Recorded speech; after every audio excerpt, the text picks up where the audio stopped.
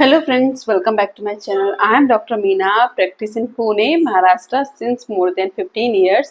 तो आज की इस वीडियो में हम बात करने वाले हैं कि रूट कैनाल ट्रीटमेंट यानी कि दोबारा से रूट कैनाल ट्रीटमेंट करना। मैं आपको बताऊंगी कि ये ज़रूरत क्यों पड़ती है दोबारा से रूट कैनाल करने की एंड किन कंडीशन में हम करते हैं दोबारा से रूट कैनाल ट्रीटमेंट, और अगर ना कराएं तो क्या होगा।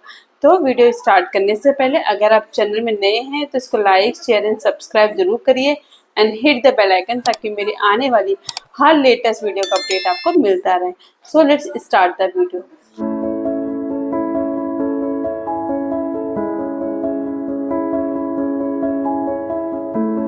रूट कैनाल के बारे में बहुत सारे लोगों को पता होगा कि रूट कैनाल क्यों होता है, क्यों करते हैं, और अगर आप ये वीडियो देख रहे हैं तो आपको जरूर कुछ ना कुछ आइडिया जरूर होगा।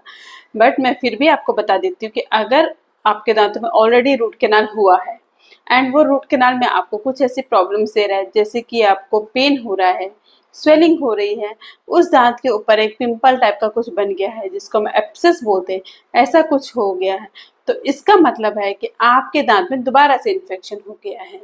तो जब कभी ऐसे कोई सिम्टम्स हो तो उस टाइम पे डेंटिस्ट कहते हैं कि आपके दांतों में दोबारा से रूट कैनाल करना पड़ेगा।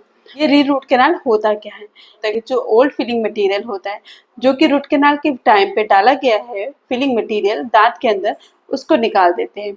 उसको निकालने के बाद इसके अंदर कुछ मेडिसिन डालते हैं जो कि हम एक हफ्ते के लिए ऐसे छोड़ देते हैं एंड उसके बाद दोबारा से इसको फिल करते हैं। तो आइए जानते हैं कि इसके फेलियर होने के क्या रीजंस होते हैं। इसका मोस्ट कॉमन जो रीजन होता है वो होता है कि अगर रूट कैनाल ट्रीटमेंट किया गया है उसमें इन्फेक्शन रह गया होगा। तो इन्फेक्शन कैसे रहता है, हो सकता है कि कोई कैनाल्स, कोई नर्व होती है, नसें होती है, वो छूट गई हो, वो क्लीन नहीं हुई हो प्रॉपर्ली, या फिर कभी कभी जो हमारी कैनाल्स अच्छे से क्लीन ना हो पाई तो भी रूट कैनाल में दोबारा से इन्फेक्शन हो जाता है। तो अगर ऐसे कभी इन्फेक्शन हो कि आपके दांतों में पस बन गया है, पेन आपको बहुत ज़्यादा हो रहा है एंड एब्सिस हो गया जो कि पिंपल जैसा बन जाता है, तो इस तरीके के अगर ऐसा होता है तो इसका मतलब ये है कि आपका वो जो रूट कैनाल किया था वो कम्प्लीटली फेल हो गया है एंड उसको दोबारा ठीक करने की जरूरत है।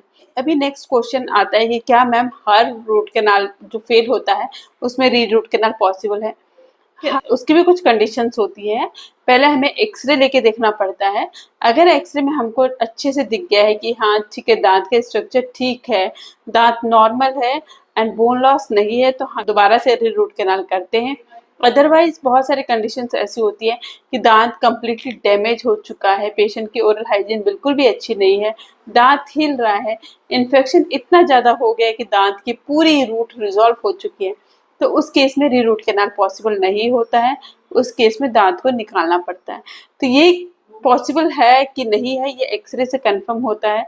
कभी कभी हम कुछ एडवांस लेवल के एक्सरे जिनको हम सीबीसीटी बोलते हैं वो भी करने को पेशेंट को बोलते हैं, क्योंकि उससे हमें क्लियरली एग्जैक्टली पता चल जाता है कि क्या दांत को बचाया जा सकता है या फिर इसमें निकालना ही पड़ेगा।